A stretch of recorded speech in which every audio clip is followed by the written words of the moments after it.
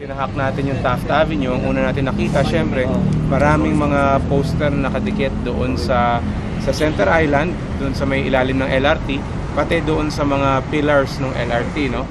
So, doon magbibigay kaagad tayo ng notice doon kasi malinaw yung resolution natin, hindi pwede sa mga public infrastructure.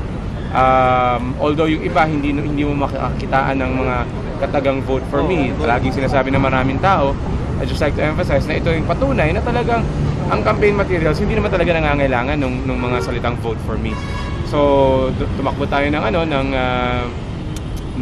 Taft Avenue at nakakita rin tayo ng mga posters na nakakabit naman sa mga poste. Nandito tayo ngayon sa Plaza Dilao. Ito yung tinakdang common poster area, pero kung makikita natin walang ka-poster dito. Maari namang dahil nagsisimula pa lamang ang period at hindi pa sila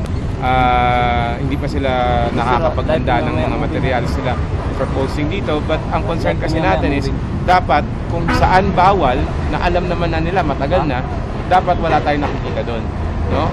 Kung wala tayong makita dito sa common poster area, actually wala namang bali yun, no? Ang importante dapat wala doon sa bawal. Everything at the start of the campaign period, everything is related to the elections. Anything you put out there with your name or your style or your image, mako-construe yan as campaign materials. Malinaw na malinaw yan sa resolution natin. Ang policy natin is pag may nakita tayong materials, kukunan natin and then we will inform them na may ganong klaseng materials. Pag hindi nila binaba, we will presume na para sa kanila yon, para sa kanilang benepisyo kasi hindi nila tinatanggal. Kahapon may mga na-receive tayong mga reports na mga posters na ipinaskil sa iba't ibang building sa loob ng isang eskwelahan. Napakalinaw na violation nun. Bawal maglagay sa kahit anong building sa loob ng eskwelahan. So titingnan natin kung tama yung report sa atin. Remember, part of what we're doing is trying to generate a deterrent effect. We want to make sure that the candidates know that their violations will not go unnoticed and that their violations will have hopefully a negative repercussion on their respective bids for office. But we're also seeing a lot of posters from the local. Oo. Meron, ano? So, epal pa rin sila hanggang ngayon. Kasi sa March 29 pa sila magiging official campaign period.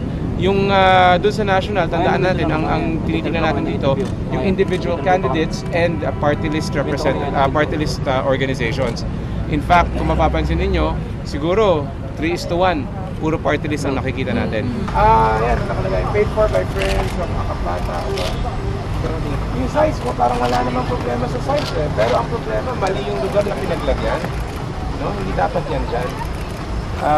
Dapat sa common poster area, and sa pagkakaalam ko, hindi common poster area ang poste ng Meralco. Okay?